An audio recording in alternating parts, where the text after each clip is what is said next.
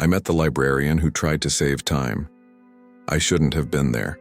The smoke reached me before the screams did. I materialized in an alley behind what I'd later learn was the Al-Mustansiriya Madrasa, 3 days before the Mongols would breach the eastern wall. The chronofiber in my coat was still humming from the jump, that electric tingle that always made my teeth ache. My left wrist burned where the chrono device calibrated to local time, February 10th, 1258. The air tasted of ash and fear. I shouldn't have been there. Command had been explicit. Observation only. Baghdad's fall was a fixed point in history, immovable as a mountain. 500,000 souls were about to die, and the greatest library the world had ever known would burn for 6 months straight. The Tigris would run black with ink from all those murdered books. But I wasn't there to change history. I was there because someone else already had.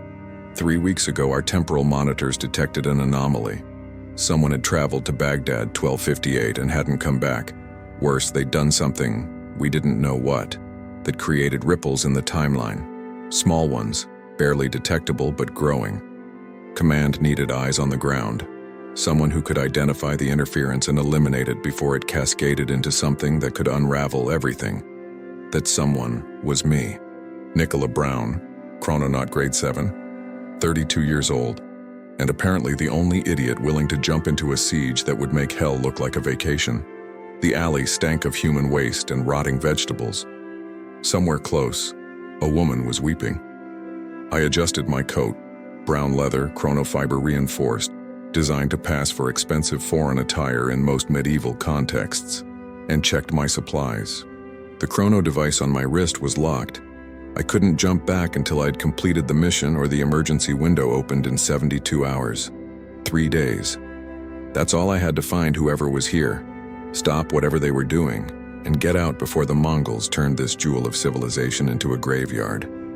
I stepped out onto the street and immediately understood why they called Baghdad the city of peace. Even on the brink of destruction, even with Hulagu Khan's army camped outside the walls like a promise of death, the city was breathtaking. Minarets pierced the sky like prayers made solid. The architecture sang in geometric perfection, arabesques and calligraphy transforming stone into poetry. The afternoon sun turned everything golden, warm, beautiful in a way that made my chest tight because I knew what was coming. People hurried past me, faces drawn with worry, but not yet panic. They still believed the caliph would save them. Al-Mustasim, the 37th Abbasid caliph, had refused to surrender or send reinforcements to the walls. He was too busy with his harem and his courtiers, convinced that God would protect the faithful. In 3 days, Hulagu Khan would prove otherwise. I needed to find the House of Wisdom. If someone was interfering with the timeline, that's where they'd be. The Grand Library of Baghdad contained 4 centuries of accumulated human knowledge. Mathematics, astronomy, medicine, philosophy, poetry. Scholars from every corner of the world had gathered there to study, to debate, to push the boundaries of understanding. When it burned, humanity would lose centuries of progress. The Renaissance would be delayed. The scientific revolution would stumble. It was the kind of event that temporal interference could magnify into catastrophe. I stopped a merchant, asked directions in my carefully practiced Arabic. He looked at my strange clothes with suspicion but pointed me toward the river. Past the marketplace, along the Tigris. You'll see it. Everyone sees it. His eyes held something between pride and grief.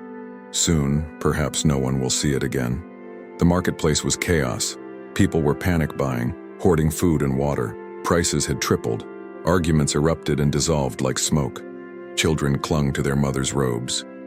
Old men sat in tea houses, smoking water pipes and discussing the caliph's folly in low, bitter voices. A group of soldiers marched past, their armor catching the light, their faces young and afraid beneath their confidence. And then I saw her. She stood at a fruit vendor's stall arguing with the merchant over the price of dates. But it wasn't the argument that caught my attention. It was the way she moved, the way she held herself. In a city of robes and modest coverings, she wore the dark blue of a scholar, her hijab arranged in a style that spoke of education and status. But what stopped me cold was what I saw in her hands. A leather satchel, bulging with what could only be books. and on her wrist, partially hidden by her sleeve, was the unmistakable glint of technology that didn't belong in the 13th century. My hand went to the chrono device on my own wrist, heart suddenly hammering. I'd found my interference. But as I watched her pay the merchant, as I saw her tuck the dates into her bag with the careful reverence of someone protecting something precious, I realized something that complicated everything. She was beautiful, not just physically, though she was, with dark eyes that flashed like lightning and a face that was all sharp intelligence and determination, but in the way she moved through the world, like someone on a mission she believed in more than her own life. I followed her. Through the marketplace, down narrow streets where shadows pooled like spilled ink, past mosques where the call to prayer echoed from the minarets. She moved with purpose, never looking back, never hesitating. She knew exactly where she was going. The House of Wisdom rose before us like a temple to human achievement. 4 stories of pale stone, windows like jewels, courtyards where fountains sang and scholars debated beneath date palms. Even now, with the Mongol army camped outside the walls, I could see people entering and leaving, arms full of books, faces set with determination. She disappeared inside. I waited 30 seconds, then followed. The interior took my breath away. Books everywhere, scrolls stacked in careful piles, bound volumes lining walls that seemed to stretch forever, manuscripts lying open on reading tables where scholars hunched in concentration. The air smelled of paper and ink and knowledge, that particular scent of accumulated human wisdom. Sunlight streamed through high windows, painting everything in shades of amber and gold. I spotted her on the 2nd floor, moving between the stacks with quick efficiency. She was pulling books from shelves, checking their contents, making decisions. Some she left, others she took, adding them to her already bulging satchel with a care that bordered on reverence. "You're choosing the wrong ones," I said in Arabic, stepping out from behind a pillar. She spun, hand going to something beneath her robe. A weapon. Her eyes found mine, and I saw recognition flash there. Not of me specifically, but of what I was. Another chrononaut, another traveler. "Who are you?" Her voice was low, controlled, but I heard the edge in it. Fear and determination mixed in equal measure. "Nikola Brown, I'm here to bring you home." I kept my hands visible, non-threatening. "You know you can't be here. You know what you're doing is necessary." She cut me off, her eyes blazing. "Do you know what's in these books? Do you have any idea what we're about to lose?" "I know exactly what we're about to lose. That's not the point. You're interfering with a fixed point in history." "Yes, I know." She turned back to the shelves, continued her selection. "I've heard the lectures. I know the rules. I also know that those rules were written by people who never had to watch everything beautiful burn." I moved closer, lowering my voice as a scholar passed by, eyeing us with mild curiosity. "What's your name?" She hesitated, then, "Layla. Dr. Layla Mansour. Temporal History Division, Sector 7. My stomach dropped. Sector 7 was deep research, the theoretical branch. They weren't supposed to have jump clearance. "How did you even get a chrono device?" "I built one." She pulled another book from the shelf, something about algebra, the Arabic numerals clear on the cover. "You think you're the only one who knows how to manipulate time? I've spent 10 years studying this period, 10 years reading about what happened here, what we lost, and I finally realized I could do something about it." "No," I said firmly. "You can't. You know the rules. You know why they exist. The rules protect the timeline." "I know." She turned to face me fully, and I saw tears glittering in her eyes, unshed but present. "But who protects the people? Who protects all of this?" She gestured around us, at the books, the knowledge, the scholars working quietly in the afternoon light. "In 3 days, the Mongols will breach the eastern wall. They'll spend a week killing everyone they find. Soldiers, scholars, children, infants. They'll throw so many books in the Tigris that the river will be undrinkable for months. 400 years of human achievement gone. And we're supposed to just let it happen?" I understood her pain. God, I understood it more than she knew. This was why chrononauts went through years of psychological training, why we were taught to see history as a river we could observe but never touch. Because the moment you started caring, the moment you let yourself feel the weight of all those lives, all those losses, you became dangerous. What's your plan? I asked quietly. She studied me for a long moment, trying to decide if she could trust me. Finally, she pulled out a small device from her satchel. It looked like a data storage unit, modified with 13th century materials to disguise its true nature. I'm not trying to save everyone, I know I can't, but I can save this. She held up the book she'd been examining. Knowledge. The most important texts in this library. I've spent 3 weeks here selecting carefully. Mathematical treatises that won't be rediscovered for centuries. Medical knowledge that could save millions of lives. Astronomical observations that will be lost for generations. I'm not changing what happens to Baghdad. I'm just preserving what gets destroyed. And then what? You take it back to your time? Introduce 13th century knowledge into the 22nd century? That's still interference, Layla. That still changes things. Does it? She challenged. Or does it just restore what should never have been lost in the first place? The Mongols burned the library at Alexandria. The Spanish destroyed the Mayan codices. The Library of Baghdad joins a long list of human stupidity and violence erasing our own heritage. I'm not adding anything new to history. I'm just recovering what was stolen from humanity's future. It was a compelling argument. Dangerously compelling. I could feel it pulling at me, making me question the rules I'd sworn to uphold. You know I can't let you do this, I said. I know you're supposed to stop me. She carefully placed the algebra text in her satchel. The question is, will you? Before I could answer, the doors to the library burst open. Soldiers poured in, not Mongols, not yet, but the Caliph's men, armed and aggressive. Their captain was shouting in Arabic, "By order of Al-Mustasim, all foreign scholars are to be detained for questioning. Spies have been reported in the city." Layla's eyes met mine. In that moment, we weren't chrononaut and criminal. We were two time travelers, 3 days before one of history's greatest massacres, about to be caught by paranoid soldiers in a city about to die. "Run," I said. We ran.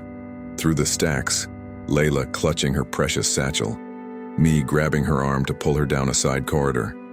Shouts behind us, boots pounding on ancient stone.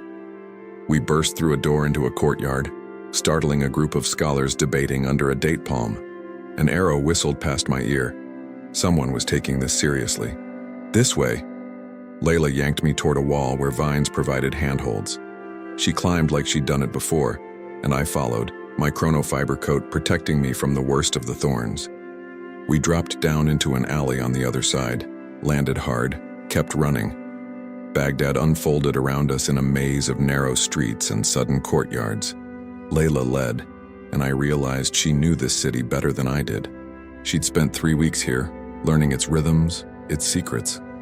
She took us through a spice merchant's shop, out a back entrance, across a rooftop where laundry flapped like surrender flags, down into a cellar that opened onto a different street entirely.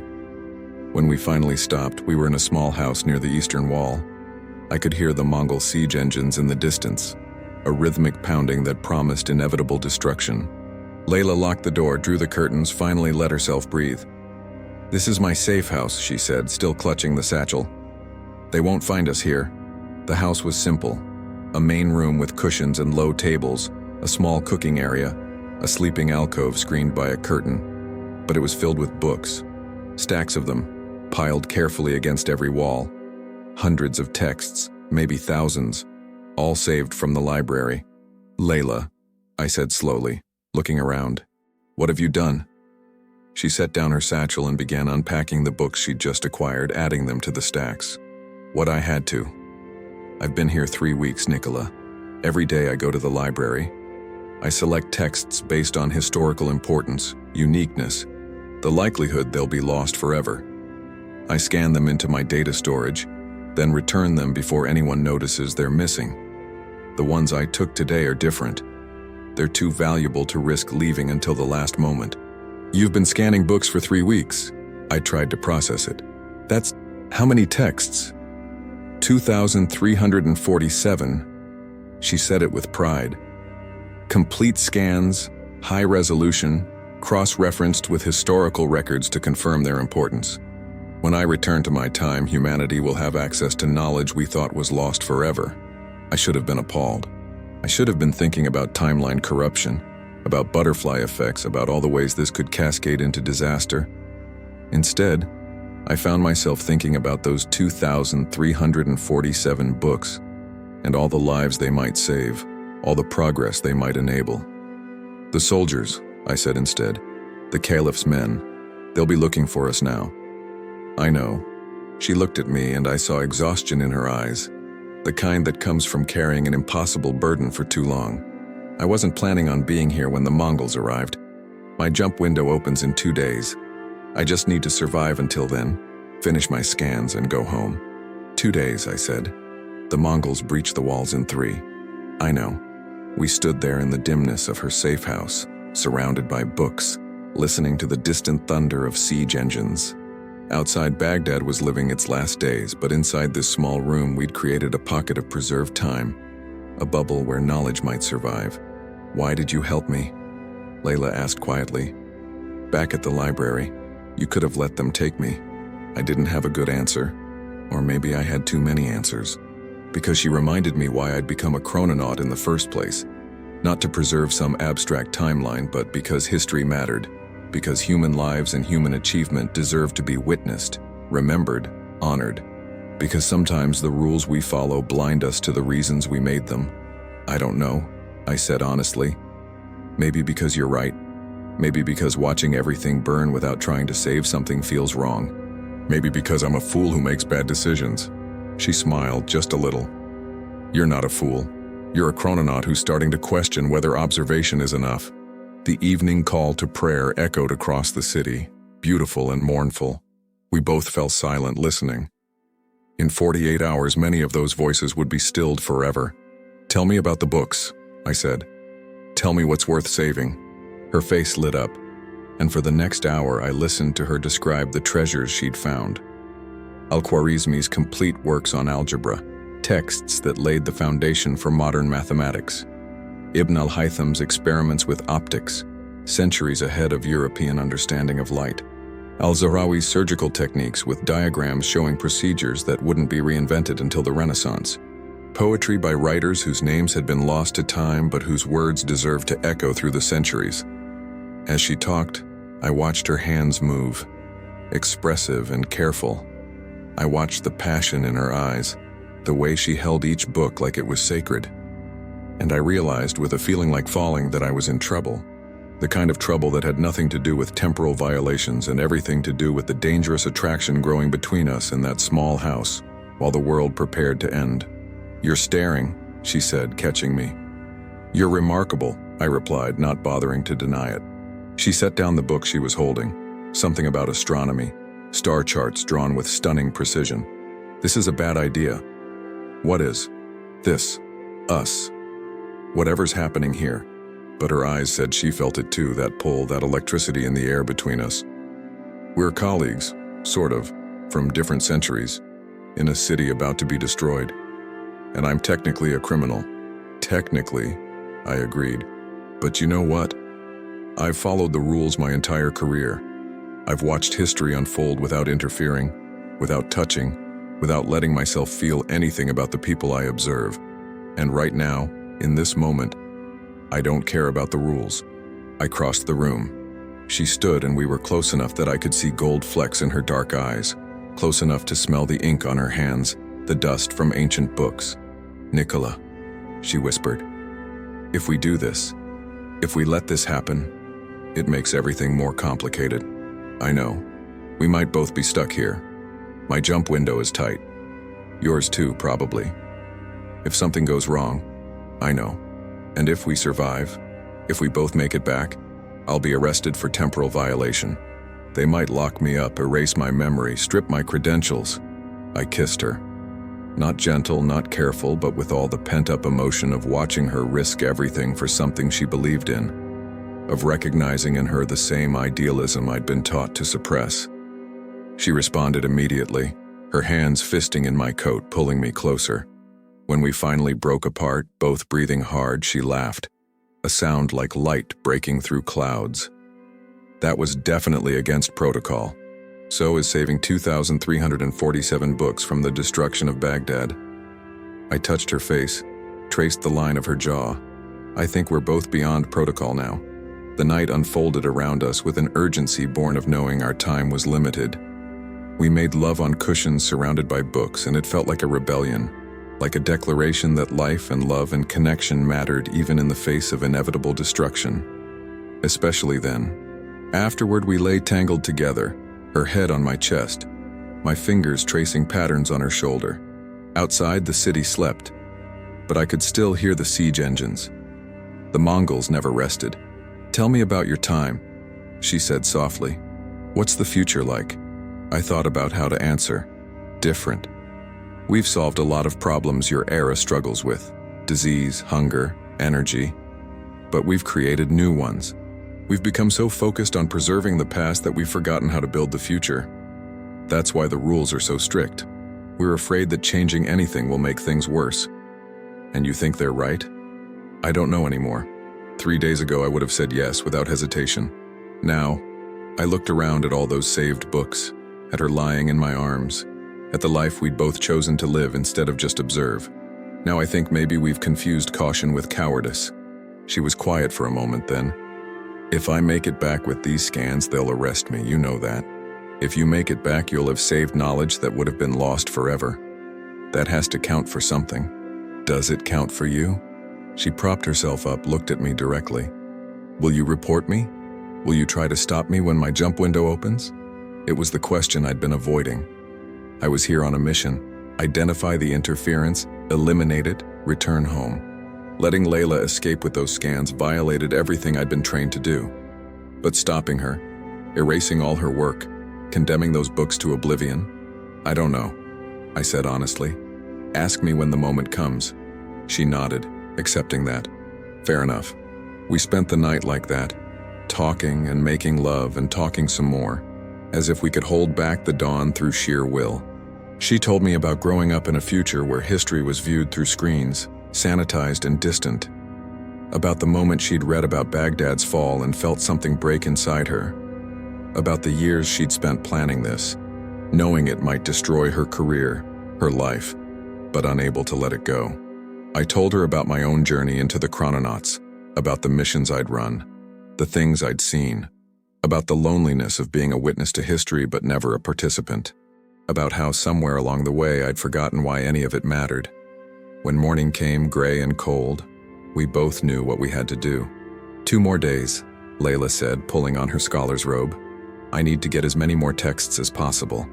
The library will be even more chaotic now with the Caliph's men looking for spies. It's risky, but then I'm coming with you. She started to protest, then saw my expression. You're serious. You need someone to watch your back. Besides, I'm already complicit. Might as well be useful. We made a plan. I would pose as a foreign scholar, someone from the West seeking knowledge before the Mongols arrived. It wasn't uncommon. Baghdad had always attracted learned men from across the world. Layla would continue her work and I would run interference, keep watch, help her move the books. The next 2 days were a blur of controlled chaos. The library was indeed in turmoil. Scholars working frantically to document texts, some trying to hide books, others arguing about what to save, what to leave. The Caliph's soldiers were everywhere, suspicious and aggressive. We had several close calls, moments when I had to talk us out of detention or create a distraction while Layla slipped away with her satchel full of precious cargo. Between library runs, we returned to the safe house, where Layla would scan the texts and I would keep watch. At night, exhausted and terrified and alive in a way I'd never felt before, we would collapse together, stealing whatever intimacy we could from the shrinking hours. The city was deteriorating. Food riots broke out in the western quarter. The Caliph finally sent troops to reinforce the walls, but it was too late, too little. Everyone could feel it now.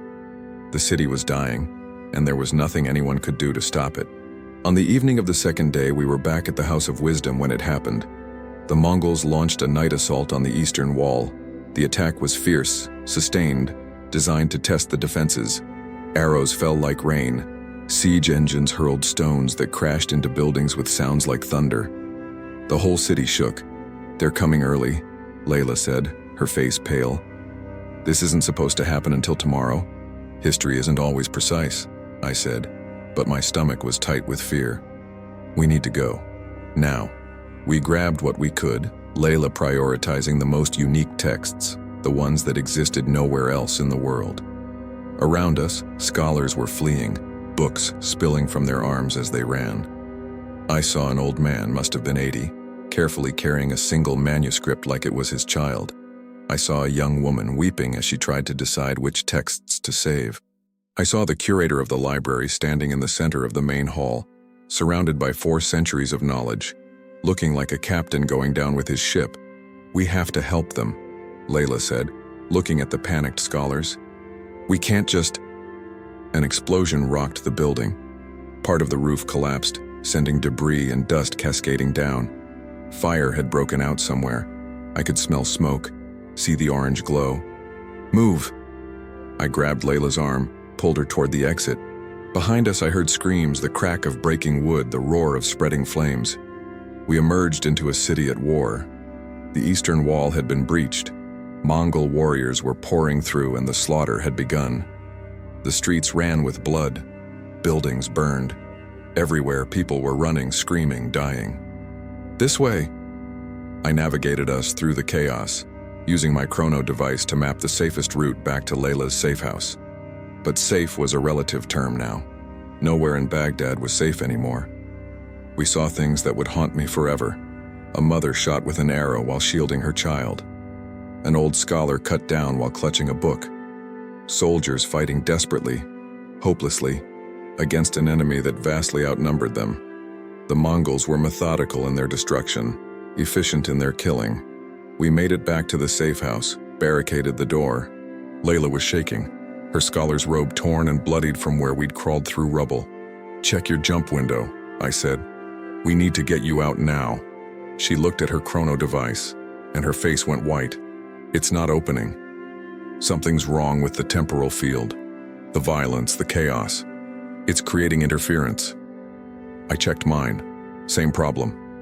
The quantum signature was corrupted, the timeline too unstable. We were trapped. "How long?" I asked. "Hours, maybe longer. I won't know until the field stabilizes." She looked at the stacks of books, the data storage device that contained all her scans. "Nikola, if we don't make it out, if something happens to us, nothing's going to happen to us." A crash at the door. Mongol warriors trying to break in. I could hear them shouting in their language, harsh and triumphant. The door shook under their blows. "The roof," Layla said. "There's a way out through the roof." We climbed, Layla clutching her satchel and storage device, me helping her navigate the narrow ladder. Behind us, the door splintered. We emerged onto the flat roof just as the Mongols burst into the house below. The view from the roof was apocalyptic. Baghdad was burning. The House of Wisdom, that magnificent temple of knowledge, was engulfed in flames, visible even from here. The Tigris reflected the fires, turning the river into a ribbon of blood and gold. Everywhere, smoke and screams and the sound of a civilization dying. "Jump to the next building," I said. "We can use the rooftops." We ran.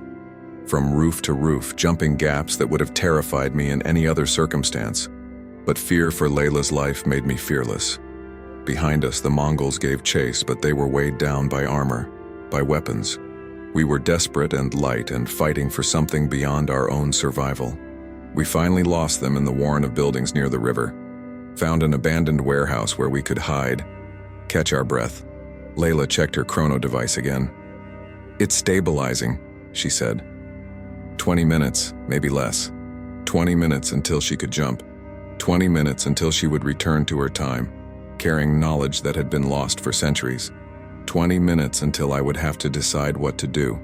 "Nikola," she said, and I heard everything in her voice. Fear, determination, love, goodbye. "Don't," I said. "Not yet." We held each other as the city died around us. I could feel her heart beating against my chest, fast and strong. I could smell smoke and fear and the scent of her hair, ink and roses. I memorized everything about this moment, knowing I would carry it forever. My jump window will open soon after yours, I said. I could stop you. I could delete your data, report what you've done. That's what I'm supposed to do. But you won't. It wasn't a question. No, I said. I won't. Because you're right. Some things are worth saving, even if it breaks the rules. Some things matter more than the timeline. She pulled back, looked at me. You understand what this means? When you file your report, when you tell them you let me go, they'll punish you. They might strip your credentials, block your memory of this mission. Let them. I kissed her, hard and desperate. You're worth it. This is worth it. Her chrono device began to pulse. The jump window was opening. I'll find you, she said. In my time, somehow I'll find you. I'll make sure you know that what we did here mattered.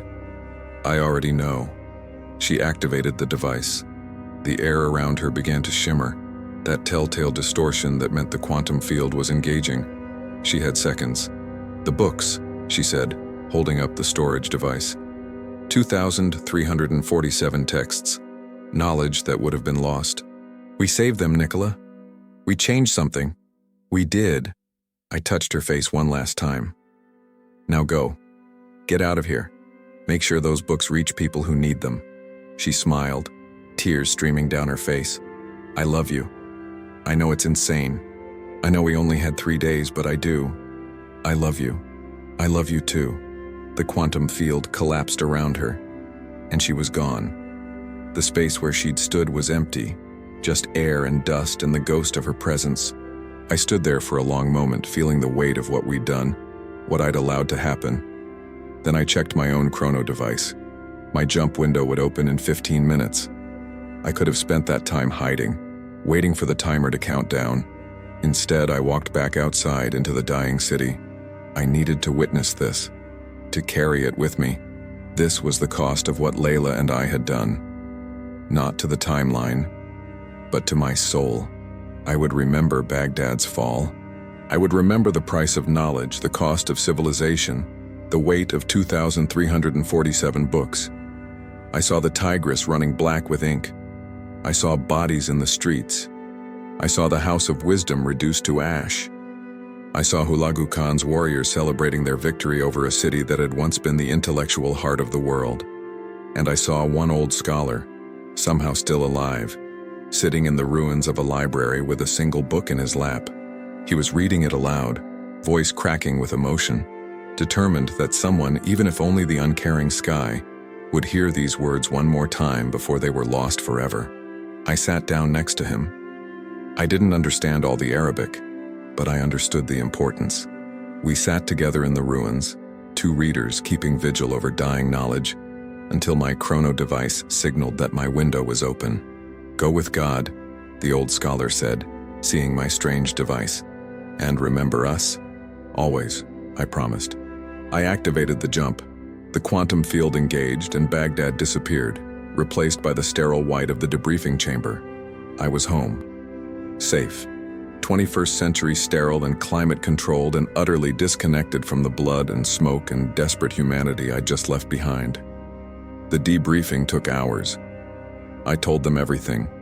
About Layla, about the books, about my decision to let her escape. I expected anger, punishment, immediate dismissal from the program. Instead, my handler just looked tired. Dr. Mansour's jump was flagged the moment she returned, he said. She's currently in custody, facing charges of temporal violation. The data storage device was confiscated. My heart sank.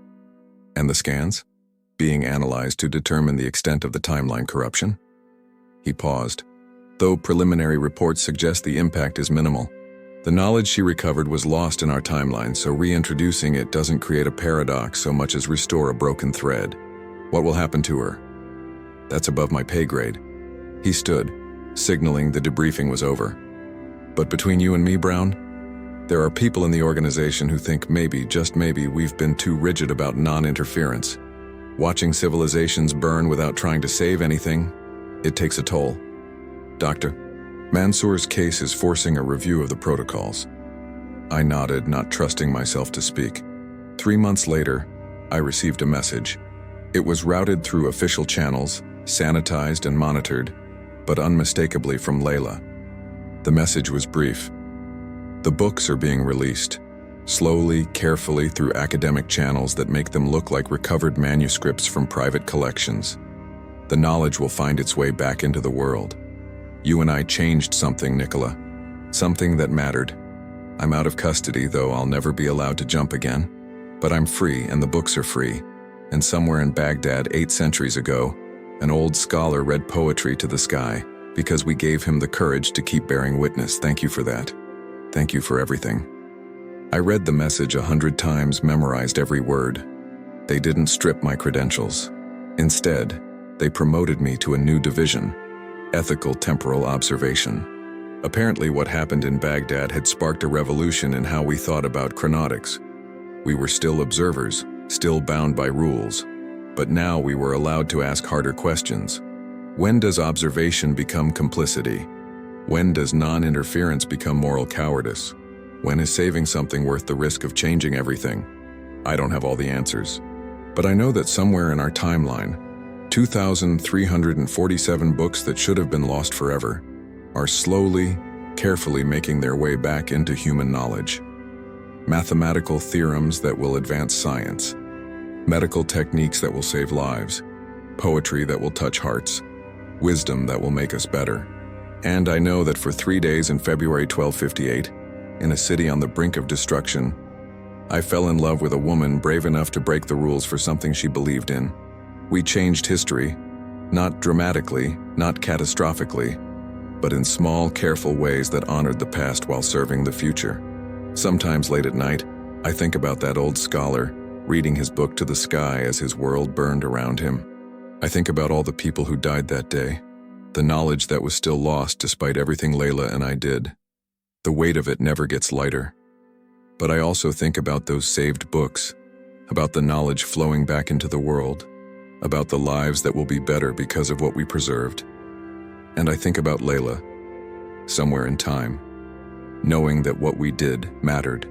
I shouldn't have been there. The rules were clear, the protocols explicit, but I was there, and I made a choice. I'd make it again. Last week I received another message. No words, just a code. The signature of a temporal disturbance, another interference event, another chrononaut going rogue, another mission that would test everything I believe about history and duty, and the cost of standing by while the world burns. I accepted the assignment immediately, because I've learned something in the months since Baghdad. Sometimes the most important moments in history aren't the ones in the textbooks. They're the choices we make in the ruins, the love we find in the ashes, the knowledge we save from the flames. The Mongols burned Baghdad. Nothing can change that. 500,000 people died. Nothing can change that either. But 2,347 books survived because one woman was brave enough to break the rules, and one man was foolish enough to fall in love with her for it. And if that's not worth remembering, worth fighting for, worth the risk of everything we've built, then I don't know what is. My chrono device is already calibrated for the next jump. Another city, another crisis, another chance to witness history or shape it. The line between the two has never been clearer to me and never been more blurred. I think about Layla every day. I wonder if she thinks about me, about those 3 days when we were both exactly where we weren't supposed to be, doing exactly what we weren't supposed to do, and somehow making the world just a little bit better for it. The jump window opens tomorrow.